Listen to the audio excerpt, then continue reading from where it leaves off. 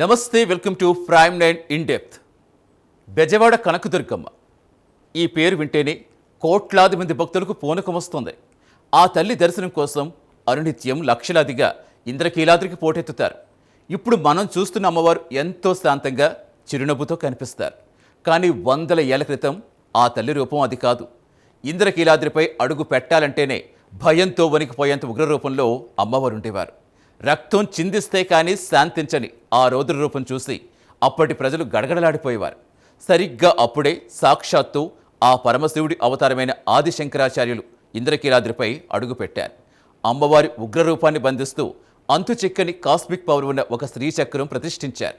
అసలు ఆ శ్రీచక్రంలో ఉన్న రహస్యం ఏంటి? కీలుడు అనే యక్షుడికి ఈ కొండకు ఉన్న సంబంధం ఏంటి?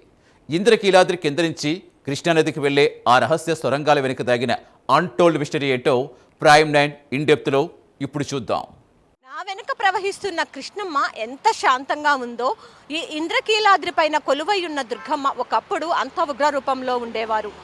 ఆదిశంకరాచార్యులు వచ్చి శ్రీచక్రాన్ని ప్రతిష్ఠించి అమ్మవారిని ఎందుకు శాంతింపచేశారు? నా చేతిలో ఉన్న ఈ కుంకుమకు ఆ శ్రీచక్రానికి ఉన్నటువంటి అంతు చిక్కని ఆ శక్తి ఏమిటి? కొండ దిగువన ఉన్న రహస్య సొరంగాల మిస్టరీ ఏమిటి? ఇప్పుడు చూద్దాం. కృష్ణానది ఒడ్డున విజయవాడ నగరానికి మకుటంలా నిలుస్తుంది ఇంద్రకీలాద్రి. ఈ కొండకు ఆ పేరు రావడం వెనుక ఒక అద్భుతమైన పౌరాణిక గాథ ఉంది. కృతయుగంలో కీలుడు అనే యక్షుడు అమ్మవారి కోసం ఘోర తపస్సు చేశాడు. అతని భక్తికి మెచ్చిన జగన్మాత ప్రత్యక్షమై వరం కోరుకోమనగా, తల్లి, నువ్వు ఎల్లప్పుడూ నా హృదయస్థానంలో కొలువై ఉండాలి అని వేడుకున్నాడు. అప్పుడు అమ్మవారు, నువ్వు కృష్ణానది తీరాన పర్వత రూపంలో ఉండు. కృతయుగంలో నేను మహిషాసురుడిని సంహరించిన తర్వాత నీపైనే స్వయంభూగా వెలుస్తానని వరమిచ్చింది. ఆ కీలుడు అనే యక్షుడే ఈ పర్వతం. ఇంద్రుడు తదితర దేవతలు ఇక్కడికొచ్చి అమ్మవారిని సేవించడం వల్ల దీనికి ఇంద్రకీలాద్రి అనే పేరు స్థిరపడిపోయింది.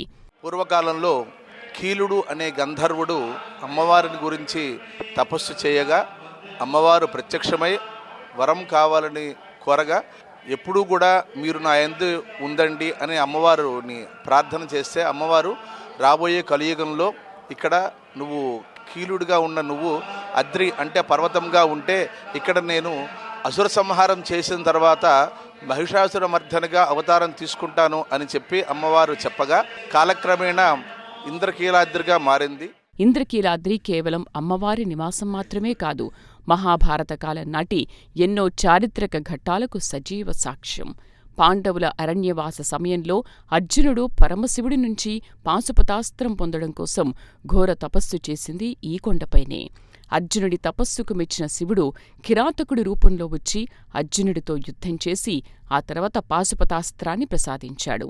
ఆ శివుడే ఇక్కడ మల్లేశ్వరస్వామిగా కొలువై ఉన్నాడు. ఒకే కొండపై శివుడు, శక్తి ఇద్దరూ స్వయంభూలుగా వెలిసిన అత్యంత అరుదైన శక్తివంతమైన పుణ్యక్షేత్రం ఈ ఇంద్రకీలాద్రి. మల్లేశ్వర స్వామి మల్లుడిగా ప్రత్యక్షమయ్యి ఆయనతో యుద్ధం చేసి అందులో ఆయన యొక్క శక్తి సామర్థ్యాలను పరిశీలించిన పిమ్మట ఆయనకి ఈ పాశుపతాస్త్రం ఇవ్వటం జరిగింది అనేటువంటిది మల్ల ఈశ్వర మల్లేశ్వరుడు అని ఇక్కడ పేరు. మల్లేశ్వరుడిగా ఆయన ఇక్కడ ప్రతిష్ఠింపబడ్డాడు. ఒక శివలింగము అర్జునుడు తపస్సు చేసిన ప్రాంతం అంతా కూడా ఈ పైన ఉందండి. కొంచెం ఓపుకున్న వాళ్ళు ఎవరైనా వెళ్ళి రావచ్చు. తపస్సు చేసిన మాట నిజమేది. అద్రి అంటే పర్వతం. ఇంద్రుడు కీలుడు ఇద్దరు కూడా ఇక్కడ తపస్సు చేసి దుర్గమ్మవారిని మెప్పించి వరాలు పొందారు కాబట్టి ఈ పర్వతానికి ఇంద్రకీలాద్రి అనే పేరు వచ్చిందండి. ఈ ఇంద్రకీల పర్వతానికి పూర్వం ఉన్నటువంటి పురాణ గాథ, ప్రాచీన గాథ ఏమిటంటే, కీలుడు అనేటువంటి ఒక యక్షుడు బాగా తపస్సు చేశాడు. అలా తపస్సు చేసి అమ్మవారిని ప్రత్యక్షం చేసుకున్నాడు. కీలుడికి పర్వత రూపాన్ని కూడా ప్రసాదించి ఆ అమ్మవారు పర్వతం యొక్క హృదయ భాగంలో వచ్చి నివాసం చేస్తూ ఉన్నదని, అటు తరువాత ఇంద్రాది దేవతలంతా కూడా అమ్మవారి అనుగ్రహాన్ని కోరి ఈ కీల పర్వతానికి వచ్చి ప్రతినిత్యం కూడా అమ్మను సేవించడం చేత క్రమంగా ఇంద్రకీలాద్రి అనేటువంటి పేరు ప్రసిద్ధమైందని ఇది పురాణగాథ. అర్జునుడు ఇంద్రకీలాద్రి మీద తపస్సు చేశాడనేటువంటి విషయం మనకు పురాణ ప్రమాణంగా స్పష్టంగా కనిపిస్తున్నది. ఇది ద్వాపర యుగంలో విషయం. ఈ పర్వతానికి మరి విజయ శబ్దంతో కూడా నామధేయం ఏర్పడినట్టుగా మనకు చారిత్రాత్మకమైనటువంటి విశేషాలు కనిపిస్తాయి. ఈ ఇంద్రకీలాద్రి పురాణ ప్రసిద్ధమైనటువంటి పర్వతం. దేవీ భాగవతంలో సుస్పష్టంగా వ్యాస మహర్షుల వారు ఇంద్రకీలాద్రి అనేటువంటి పర్వతం ఉన్నది అని చాలా చక్కగా చెప్పారు. మహిషాసురుడిని సంహరించిన తర్వాత అమ్మవారు ఇంద్రకీలాద్రిపై కొలువయ్యారు. అయితే రాక్షస సంహారం తర్వాత అమ్మవారు అత్యంత ఉగ్రరూపంలో ఉండేవారు. ఆ రౌద్ర రూపాన్ని చూసి సామాన్య భక్తులు కొండపైకి వెళ్లాలంటేనే భయపడేవారు. అమ్మవారిని శాంతింపచేయడానికి అప్పట్లో జంతుబలులు, రక్తతర్పణాలు విపరీతంగా జరిగేవని స్థల పురాణాలు చెబుతున్నాయి. రక్తం చూస్తే కాని శాంతించని ఆ ఉగ్రరూపం వల్ల ఇంద్రకీలాద్రి ఒక భయంకరమైన తాంత్రిక క్షేత్రంగా మారిపోయింది. సామాన్యులు అమ్మవారిని దర్శించుకునే పరిస్థితి అప్పట్లో లేదు. అమ్మవారి యొక్క విశిష్టత గురించి చెప్పదలిచినప్పుడు ఆవిడ స్వయంగా విగ్రహ రూపంలో ఇక్కడ ప్రతిష్ఠ అయిపోయినటువంటిది. ఆవిడ రాక్షస సంహారానంతరం ఆ యొక్క ప్రతిష్ఠ జరిగినందువలన ఆ ఉగ్రరూపం అలాగే నిలిచిపోయింది. కొంతమంది పురోహితులు ఉగ్రరూపాన్ని తగ్గించడం నిమిత్తంగా ఉదయం పూట కొన్ని శాంతి పూజలవి చేసిన పిమ్మట మాత్రమే భక్తులందరికీ కూడాను దర్శనం ఇవ్వడం జరుగుతూ ఉండేది. దుర్గా స్వరూపాలు అనేకం ఉంటాయి. చతుర్భుజ దుర్గాదేవి ఉన్నది, అష్టభుజ దుర్గాదేవి, అట్లాగే అష్టాదశభుజ దుర్గాదేవి. ఇంద్రకీలాద్రి మీద వేయించేసి ఉన్నటువంటి అమ్మవారు అష్టభుజ దుర్గాదేవి. దుర్గాదేవి అంటే సహజంగానే ఉగ్ర రూపం. స్థల పురాణం ఏమిటంటే ఒకానొకప్పుడు అమ్మవారు బాగా ఉగ్రంగా ఉండేటువంటి స్వరూపంతో భక్తులు దర్శించుకోవటానికి వచ్చినప్పుడు అమ్మవారి యొక్క ఆ కోపాన్ని శాంతింపజేస్తూ అమ్మవారి దర్శనం చేసుకొని వెళ్ళటం అనేటువంటిది ఆనవాయితీగా ఉండేదని పెద్దలు చెబుతారు. సరిగ్గా ఆ సమయంలోనే 8వ శతాబ్దంలో హిందూ ధర్మ పునరుద్ధరణ కోసం దేశాటన చేస్తున్న ఆదిశంకరాచార్యులు విజయవాడకు చేరుకున్నారు. ఇంద్రకీలాద్రిపై ఉన్న అమ్మవారి ఉగ్రరూపాన్ని, అక్కడ జరుగుతున్న బలులను చూసి చలించిపోయారు. సామాన్య భక్తులు కూడా అమ్మవారిని దర్శించుకునేలా ఆమెను శాంతింపచేయాలని నిర్ణయించుకున్నారు. తన తపోశక్తితో, మంత్రశక్తితో అమ్మవారి ఉగ్రత్వాన్ని తగ్గించేందుకు ఒక అద్భుతమైన యంత్రాన్ని సిద్ధం చేశారు. అదే శ్రీచక్రం. శంకరాచార్యుల వారు అమ్మవారి గుళ్ళో ఉన్నటువంటి ఈ ఉగ్రస్థితిని గమనించి ఇది భక్తులందరికీ కూడాను ప్రమాదకరంగా ఉన్నందువలన తెలియని వాడు ఎవరైనా వెళ్ళినప్పుడు వాళ్ళకి ఇబ్బంది కలుగుతుందనే భావం చేత ఆ యొక్క ఉగ్రస్వరూపాన్ని మొత్తం శ్రీచక్రంలోకి ప్రతిష్ఠ చేసి ఆ శ్రీచక్రాన్ని ఇక్కడ ప్రతిష్ఠ చేశారు. తదాది ఆమె శాంత స్వరూపంగా అందరికీ దర్శనం ఇవ్వడం జరుగుతోంది. ఇప్పుడు యథాప్రకారంగా ఉదయం భక్తుల దర్శనం ఇవ్వడం జరుగుతూ వస్తుంది. ఇప్పుడు ఉన్నటువంటి మనకు అందరికీ కనిపించేటువంటిది ఏ స్వరూపం అయితే ఉందో అదే మూల విరాట్, అదే అసలైన స్వరూపం.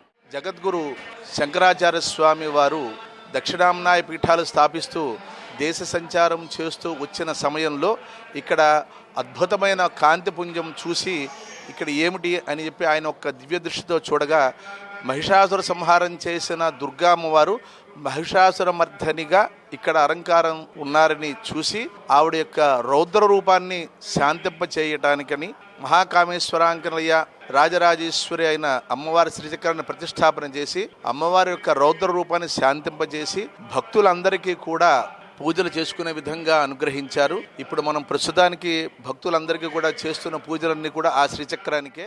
ఆదిశంకరాచార్యుల వారు ఇంద్రకీలాద్రి మీదికి వచ్చి ఇక్కడ అమ్మవారు ఉగ్రరూపంతో ఉండటం వారు చూసి ఇటువంటి ఈ కలియుగంలో అమ్మవారిని శాంతింపజేసి అమ్మవారి దర్శనం చేసుకోవటం అనేటువంటిది చాలామందికి అసాధ్యంగా ఉంటుంది. అమ్మవారు ప్రసన్న రూపంతో ఉండటం కోసమని చెప్పి మరి శ్రీచక్రమునందు అమ్మవారి ప్రసన్నత కొరకు ప్రత్యేకమైనటువంటి బీజాక్షరముల యొక్క నియమంతో ఇక్కడ శ్రీచక్రాన్ని వారు ప్రతిష్ఠ చేసి ఉన్నారు అని పెద్దలు చెప్పేటువంటి విషయం. అటువంటి ఆ జగన్మాత యొక్క పరిపూర్ణమైనటువంటి అనుగ్రహం మరి అందరికీ కూడా కలుగుతూ ఉన్నది.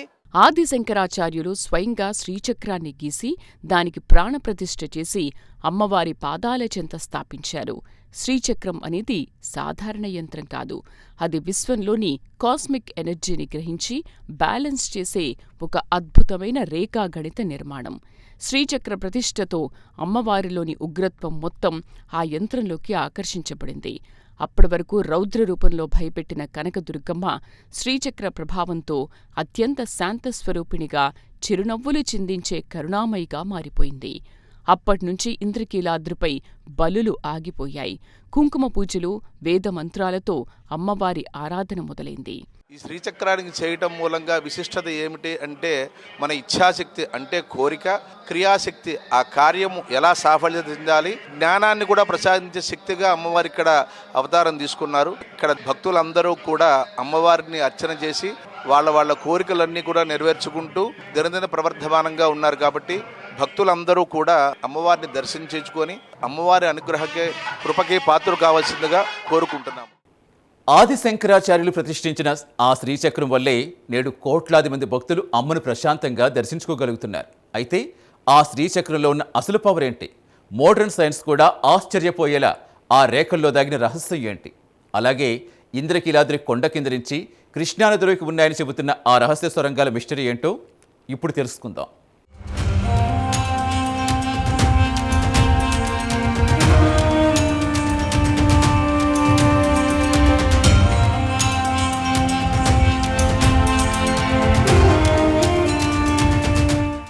శ్రీచక్రం అనేది హిందూ తాంత్రిక శాస్త్రంలో అత్యంత శక్తివంతమైన యంత్రం. ఇందులో 43 త్రిభుజాలు ఒకదానితో ఒకటి అల్లుకుని ఉంటాయి. ఇవి శివ శక్తితత్వాలకు ప్రతీకలు.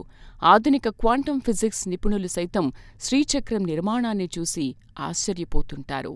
విశ్వంలోని పాజిటివ్ ఎనర్జీని ఒకచోట కేంద్రీకరించే అద్భుతమైన శక్తి ఈ రేఖలకు ఉందని సైన్స్ కూడా అంగీకరిస్తోంది.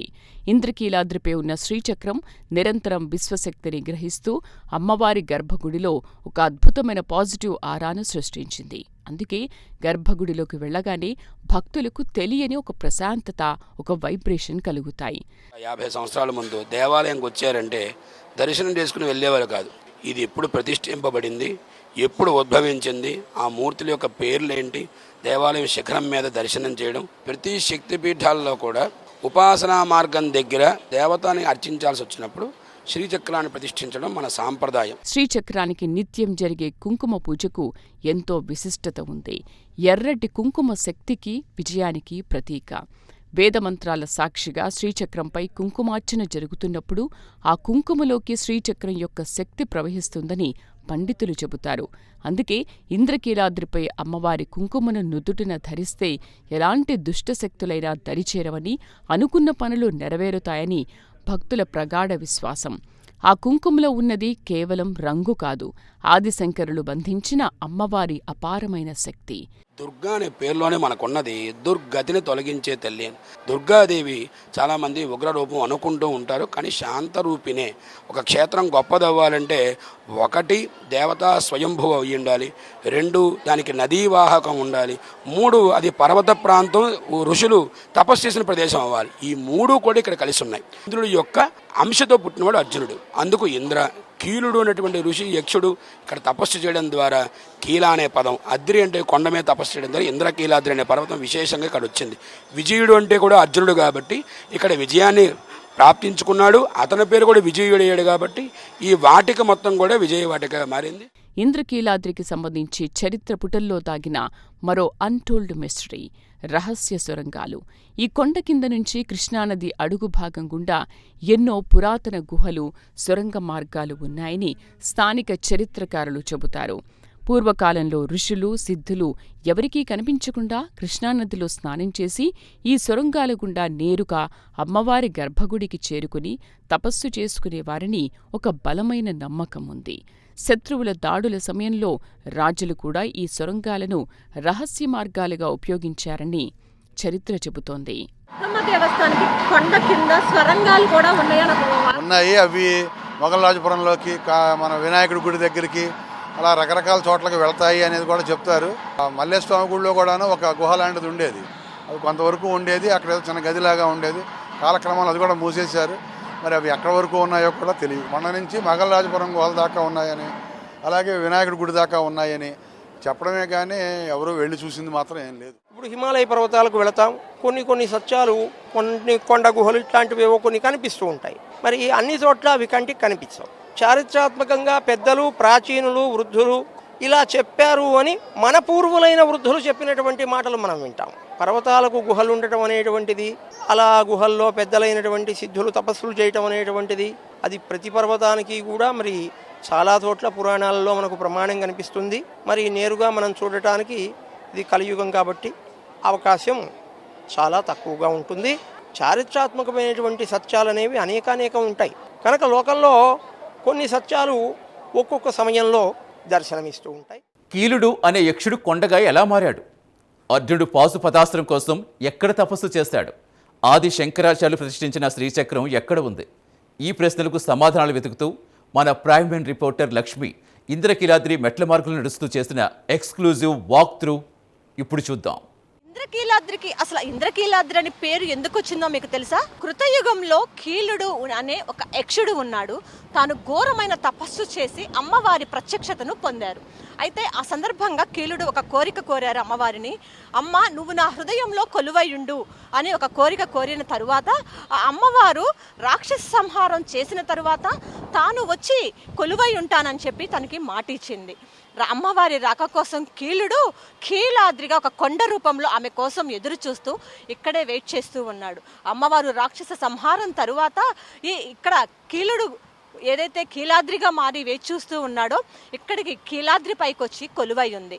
కొలువైన తరువాత ఇంద్రాది దేవతలు ఆమెను కొలవటం ప్రారంభించారు.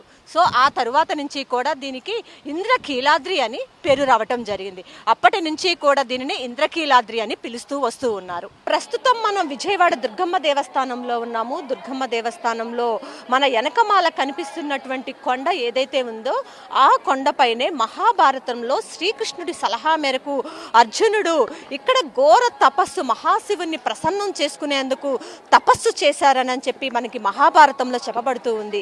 అయితే అది వాస్తవమే అని చెప్పి ఇక్కడ ఉన్నటువంటి వైదిక కమిటీ సభ్యులు కానీ పురాణ పండితులు కానీ అంతా కూడా చెప్తూ ఉన్నారు. ఎందుకంటే శ్రీకృష్ణుడి సలహా మేరకు ఆ పాశుపతాస్త్రాన్ని సొంతం చేసుకోవడానికి అర్జునుడు ఇక్కడ కఠినంగా ఘోరమైనటువంటి తపస్సు చేశారు. అతని భక్తిని పరీక్షించడానికి పరమశివుడు వేటగాడి రూపంలో వచ్చి అతనితో పోరాటం చేశాడు. అతని భక్తికి మెచ్చి పాశుపతాస్త్రాన్ని కూడా ఇచ్చారు అని చెప్పి మనకి మహాభారతంలో చెప్పబడుతూ ఉంది. అయితే దాని తర్వాత మనం గతంలో చూసుకున్నట్లయితే ఇదే దుర్గమ్మ దేవస్థానంలో మొదట పూర్వ మహా ఉగ్ర రూపంలో ఉండేవారు అమ్మవారు. ఆ తరువాత ఇక్కడ అంతా కూడా బలులు కూడా ఇస్తూ ఉండేవాళ్ళు. అయితే జంతు బలులన్నీ కూడా ఇక్కడ సర్వసాధారణంగా కొనసాగుతూ ఉండేవి ఇంద్రకీలాద్రి ప్రాంగణంలో. సో అలాంటి సమయంలో ఆది శంకరాచార్యులు ఇక్కడికి ఈ క్షేత్రాన్ని దర్శించిన తరువాత ఆ బలులన్నిటినీ కూడా స్వస్తి పలికే విధంగా శ్రీచక్రాన్ని ప్రతిష్ఠించిన తరువాత వైదోక్తంగానే కార్యక్రమాలు ఇక్కడ చెయ్యాలి, ఇక నుంచి బలులు ఇక్కడ చేయటానికి వీలు లేదు, ఇకంత శాంతియుతమైనటువంటి పూజలే నిర్వహించాలని అప్పటి నుంచి కూడా శ్రీచక్రాన్ని అయితే ప్రతిష్ఠించారు. ఎప్పుడైతే ఈ క్షేత్రాన్ని ఆయన దర్శించి శ్రీచక్రాన్ని ప్రతిష్ఠించారో అప్పటి నుంచి కూడా ఇక్కడ జంతు బలులన్నిటినీ కూడా పూర్తిగా నిలిపివేశారు. ఇక్కడ కేవలం వైదిక కార్యక్రమాలు శాంతియుతమైనటువంటి పూజలు మాత్రమే నిర్వహిస్తూ ఉన్నారు. అప్పటి నుంచి కూడా కనకదుర్గమ్మ శాంత స్వరూపిగా భక్తులకైతే అన్ని వరాలను ప్రసాదిస్తూ ఇక్కడికి శాంత రూపంలో వచ్చేటట్టు భక్తులందరికీ కూడా దర్శనమిస్తున్నారని ఒక నానుడి కూడా ఇక్కడ కనిపిస్తూ ఉంది. అప్పటి నుంచి కూడా ఇక్కడ శ్రీచక్రాన్ని ఎప్పుడైతే ప్రతిష్ఠించారో అప్పటి నుంచి ఈ వైదిక కార్యక్రమాలన్నీ కూడా ఇక్కడ జరగటం ప్రారంభమయ్యాయి. జంతు బలులన్నీ కూడా ఇక్కడ నిషేధించి ఈ రహస్య సొరంగాల గురించి ఎన్నో కథలు ప్రచారంలో ఉన్నాయి. కొండ కింద ఉన్న అక్కన్న మాదన్న గుహల నుంచి ఈ సొరంగాలు మొదలవుతాయని, కృష్ణానది అడుగుభాగం నుంచి ఉండవల్లి గుహల వరకు ఇవి విస్తరించి ఉన్నాయని పురావస్తు నిపుణులు సైతం అంచనా వేస్తున్నారు. కాలక్రమంలో కొండ చర్యలు విరిగిపడ్డం, నదీ ప్రవాహంలో మార్పుల వల్ల ఈ సొరంగాలు మూసుకుపోతాయి. కాని ఆ గుహల ముఖద్వారాలు నేటికీ ఇంద్రకీలాద్రి కింద మనకు కనిపిస్తూనే ఉంటాయి.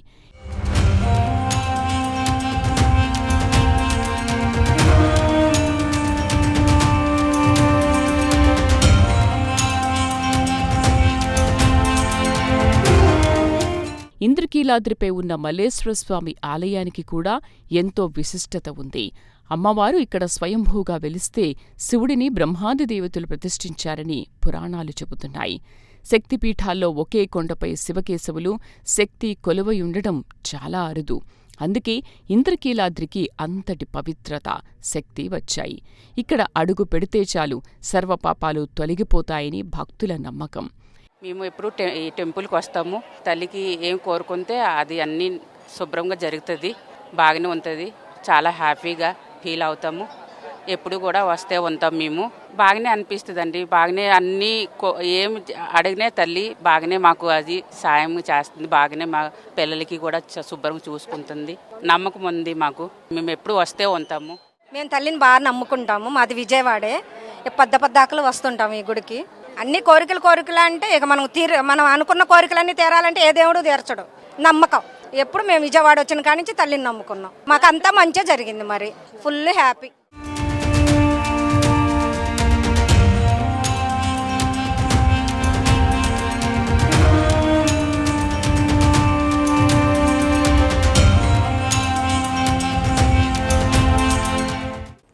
శ్రీచక్రం మహిమ రహస్య సొరంగాల మిస్టరీ వింటుంటే ఇంద్రకీలాద్రి కేవలం ఒక కొండ కాదు, అదొక అద్భుత ఆధ్యాత్మిక భాండాగారమని అర్థమవుతుంది. అయితే ఇంతటి ఘనచరిత్ర ఉన్న ఈ క్షేత్రాన్ని, ఆ పురాతన గుహలను మనం ఎలా కాపాడుకోవాలి? మోడర్న్ సైన్స్కు సైతం సవాల్ విసురుతున్న ఈ శ్రీచక్రం గురించి నేటి యువతకు ఎలా తెలపాలి? ఇప్పుడు చూద్దాం.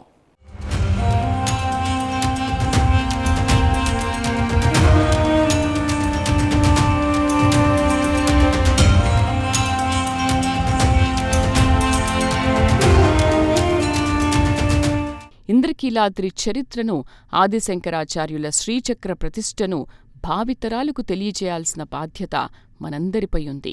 కేవలం దసరా నవరాత్రుల సమయంలోనే కాకుండా ఏడాది పొడవునా ఈ క్షేత్ర విశిష్టతను పర్యాటకులకు వివరించేలా ప్రత్యేక కార్యక్రమాలు చేపట్టాలి.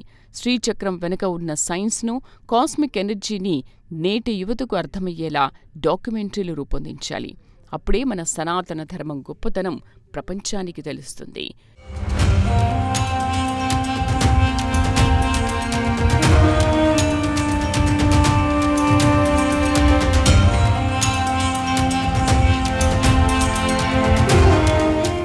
కొండ కింద మూసుకుపోయిన రహస్య సొరంగాలు, పురాతన గుహలపై పురావస్తు శాఖ విస్తృత పరిశోధనలు జరపాలి. ఆధునిక టెక్నాలజీ, గ్రౌండ్ పెనెట్రేటింగ్ రాడార్ల సహాయంతో ఆ సొరంగాల మ్యాపింగ్ చేయాలి. వాటిని పర్యాటకులు సురక్షితంగా సందర్శించేలా అభివృద్ధి చేస్తే విజయవాడ పర్యాటక రంగం దశ తిరిగిపోతుంది. చరిత్రను తవ్వే కొద్దీ ఎన్నో అద్భుతాలు వెలుగుచూస్తాయి అనడానికి ఈ గుహలే నిదర్శనం.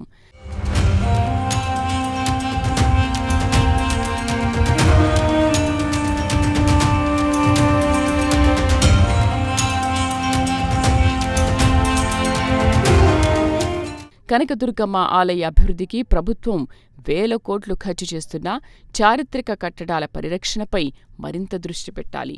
కొండపై ఉన్న పురాతన శాసనాలు, శిల్పాలు దెబ్బతినకుండా కాపాడాలి. ఇంద్రకీలాద్రి పచ్చదనాన్ని పెంపొందించి పర్యావరణాన్ని రక్షించాలి. భక్తుల రద్దీకి అనుగుణంగా మౌలిక సదుపాయాలు కల్పిస్తూనే క్షేత్ర పవిత్రత దెబ్బతినకుండా కఠిన నిబంధనలు అమలు చెయ్యాలి.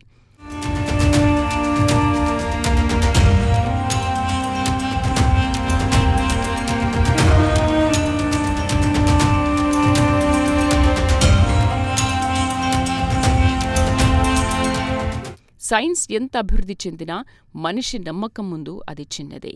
ఇంద్రకీలాద్రిపై ఉన్న శ్రీచక్రం రేఖల్లో దాగిన శక్తిని కొలవడానికి ఏ యంత్రాలు సరిపోవు.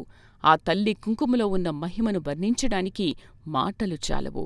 కోరిన కోరికలు తీర్చే కల్పవల్లిగా, బెజవాడ ప్రజల ఇలవేల్పుగా కనకదుర్గమ్మ ఎప్పటికీ నీరాజనాలు అందుకుంటూనే ఉంటుంది. ఆ తల్లి చల్లని చూపు ఈ రాష్ట్రంపై ఎల్లప్పుడూ ఉండాలని కోరుకుందాం.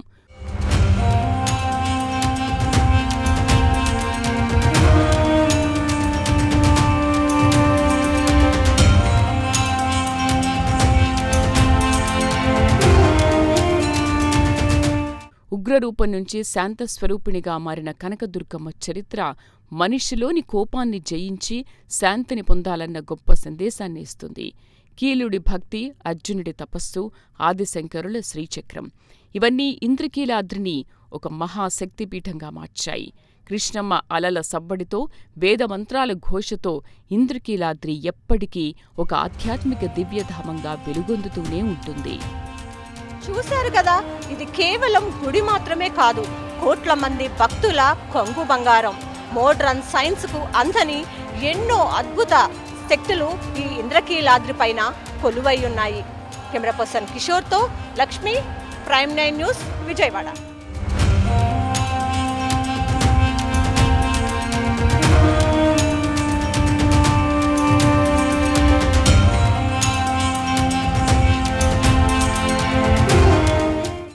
చూశారు కదా, బెజవాడ కనకదుర్గమ్మ ఉగ్రరూపం వెనుక దాగిన అన్టోల్డ్ మిస్టరీని. ఆది శంకరాచార్యులు ప్రతిష్ఠించిన శ్రీచక్రం వల్లే ఆ తల్లినేడు శాంత స్వరూపినిగా భక్తులకు దర్శనమిస్తున్నారు. మోడర్న్ సైన్స్ కందని కాస్మిక్ పవర్ ఆ శ్రీచక్రంలో దాగి ఉంది. ఈ ఘన చరిత్రను భావితరాలకు పదిలంగా అందించాల్సిన బాధ్యత మనందరిపైన ఉంది. ఇది ఇవాల్టి ఇన్ డెప్త్. చూస్తూనే ఉండండి ప్రైమ్ 9.